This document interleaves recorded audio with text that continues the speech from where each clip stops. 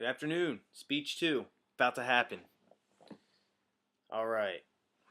Have you ever felt slow and lethargic during the day? Had trouble sleeping at night? Or even need to take a nap during the day? These could all be side effects of diets that are high in meat. What I'm here to talk to you guys about is a vegetarian lifestyle. I'm a vegetarian. I've been a vegetarian for about 6 months now. And I've enjoyed it a lot. I've been doing a lot of research on nutrition lately too, so I feel like I have a good amount of knowledge in this area. So the first thing we'll talk about is eating out. It's hard for me, being a vegetarian, to eat out sometimes. It seems like 90% of the menus that I eat from have nothing but meats in almost every dish. Sometimes I've been reduced to just eating sides. So I'll have rice, a potato, and then some mixed vegetables as well. Meat is, especially red meat, is high in fat and high in saturated fat. What that leads to is something that is rich in calories.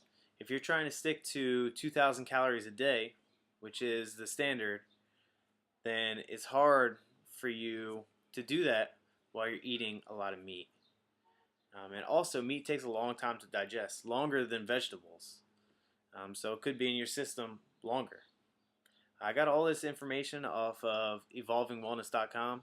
It's a really good site. It's a hippie site. I call it a hippie site. But they have a ton of information on being a vegetarian. So if you guys want to look at that, please feel free to go to evolvingwellness.com. Really good site again.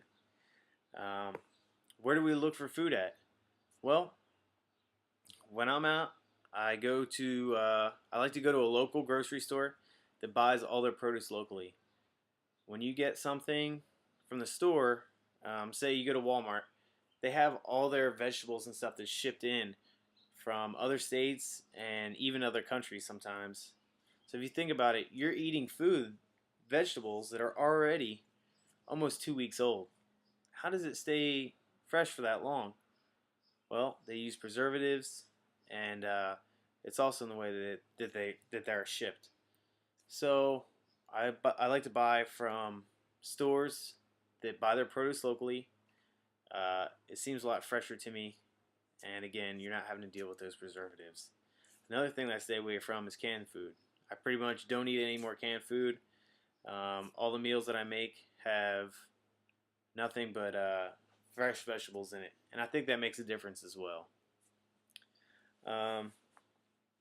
What kind of vegetables are you going to look for? Well, I like to stick to high protein vegetables. So beans have a lot of protein in them. Broccoli has a lot of protein as well. It's almost 40% protein by volume.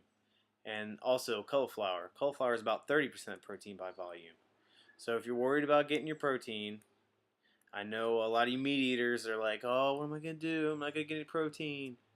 You're in luck, because those are 3 very high protein foods that you need to look into. Let's go into some common misconceptions.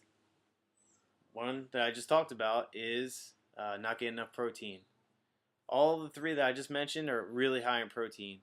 Another is soy. There's soy-based products out there for vegetarians and vegans. They don't have any meat, but it's meant to simulate meat. So there's like a soy sausage and soy chicken out there as well. I've had them before. They taste pretty good, and they actually have more protein than the meat itself, and it doesn't have any of the fat, and about a third of the calories. So it's a really healthy option if you're looking to make the choice. So what have we talked about? We talked about eating out.